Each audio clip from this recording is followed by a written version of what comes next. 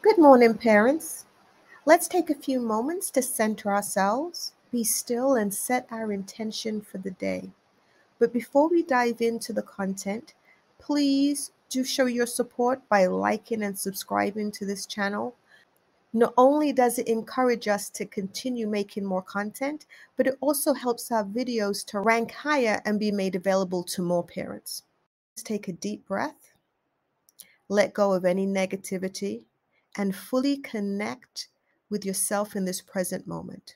So we're picking up from yesterday. We were at Matthew chapter 4. We read verses 1 through 11, looking at pulling some nuggets out. And we saw that when Christ was at his weakened state, having fasted for 40 days and 40 nights, tempter came to him and said, "If thou be the Son of God." So he's trying to get him to doubt. He says, "If you are." He knows who he is, but he's saying in his weakened state that sometimes you doubt who you are.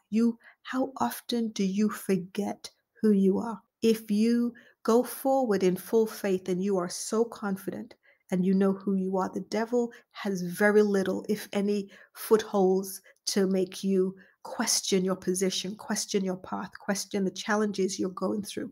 The perspective that you'll have will be one that this is just a challenge. This is seasoning. This is something that I need to go through to get to the next level. This is forging resiliency and tenacity and refining you. If we don't know who we are, we're going to say, this is unfair. This is unjust. Why am I always going through this? Why do they seem to be getting everything and I'm not getting what I ask for? We start the comparison game, comparing ourselves to other humans. But we must keep our eyes focused on Christ and remember what he has done to clear the way for you. And that'll give you the strength and the will and everything you need in the spirit to take the next step and the next step. And having the scriptures embedded in your heart, written on your heart, your scriptures that speak to you, to your circumstances. This is where you pull those out. The when the devil comes to you and says, if you were really good at your job, you would have gotten the promotion. If you were really a good parent, your child would be talking to you more. If you were really a good spouse, and he gets you to doubt who you are. You must know who you are, because if he can have you doubt it, that's an avalanche of negative emotions that he can get to plant weeds in your garden, so to speak. It says that Christ answered to him, "Man shall not live by bread alone." He says, "You're starving. Let me give you some bread. Just this small price to pay." He's like not even considering it. There was no conversation. He said, "Man shall not live by bread alone." I'm okay. I live by the words that proceed out of my Father's mouth. That's where I get my strength. And then the devil comes at him again, put him up on the pinnacle. If you are the Son of God, cast yourself down. He said it gives angels charge over you to keep you in all of their ways. Just, you wouldn't even dash your foot upon a stone. Just throw yourself down. Let's see. And he says, it is written, you shall not tempt the Lord your God. So we don't want to go through life trying to do things. Sometimes we do these. We do things to try to see, does God really love me? We put ourselves in situations and we do things trying to prove, or because we doubt that he does love us. And we're kind of testing the relationship. But again, we want to remember who we are. Remember what is written and remember who you are. Remember the price that's already been paid for you. You don't have anything to prove to anyone, least of all the devil. It says again, the devil take him up to an exceedingly high mountain and showed him the kingdoms of the world and the glory of them. Can you imagine? God created this world. He holds it together. He sustains every human being, every breath, every heartbeat, every rhythm in every person. Oh, how many billions of us. And he doesn't require service. He doesn't require that you love him, or he's going to take back his breath, love him, and show your love for him by doing X, Y, or Z. Otherwise, he's going to skip 2 beats on your heart. He doesn't do that. He keeps your heart in rhythm. He keeps the breath. He sustains you whether you love him or you curse him. That is what love looks like. There is no condition. If he loves you, and he's going to give you the rewards and sustain you as he would. Now, yes, there are some bonus packages that goes to those that take it up to another notch. When we looked into the word, and we saw Moses handling and managing the people in the wilderness. They promoted, some were over 100, some were over 1,000, some were over 10,000, some managed the managers.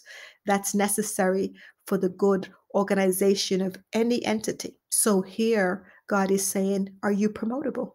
Then maybe I'll put you over 50. And then when you show, okay, you handle that, I'll put you over 100.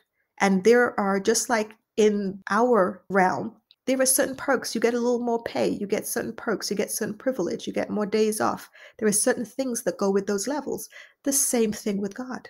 So we're not looking to earn those things. They are just a natural part of the package. As we get closer to God, people may perceive that you're more favored than the next person.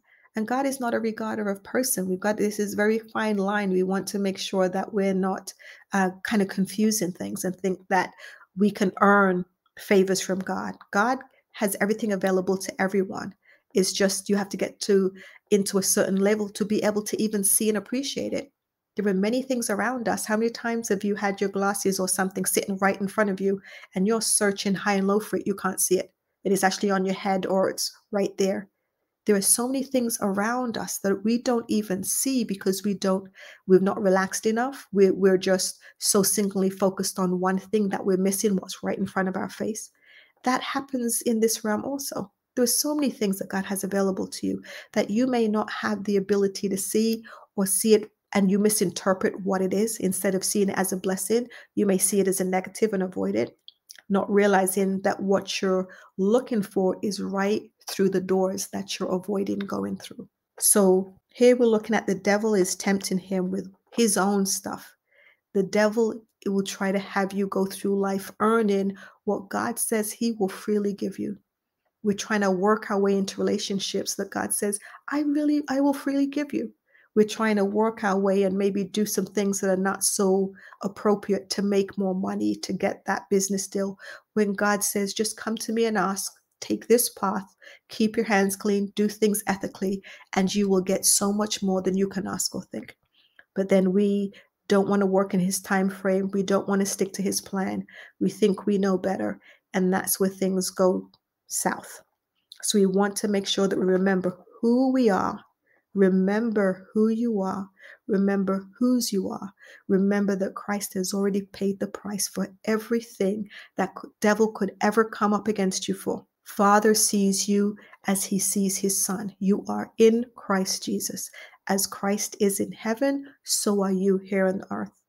Remember who you are, and then you'll stop allowing the devil to so easily maybe trip you up and discourage you or trick you into thinking that we can go ways and try to rationalize things that the spirit in you has told you, no, that's not it. Don't touch that. But in our insecurities, in our fear and anxiety, in our need, in our being out in this situation for so long, you're worn down that we tend to get in those weakened states. We would do things that if we were in our right mind, if we were relaxed, if we were centered, we would never even give that thing a second thought. Consistently spend time with him, consistently give him free range. Whatever you need to do, I give you my will and my heart, and thy will be done in my life as it is in heaven. And I trust you in that as I go into my day. If you haven't done so already, please, please, please, pretty please, do click that thumbs up button to let me know that you see value in this. Also, please remember to check out your app store for our Coaching for Parents app. It has some amazing free content that is going to be invaluable to you as you navigate raising your tweens and teens. And as you go into your day, remember that you are highly blessed, greatly favored, and deeply loved, and that you already are victorious in him. So go forward today with the expectation of success, and keep your eye open for little treats that he may have already planted along the pathway of this day for you.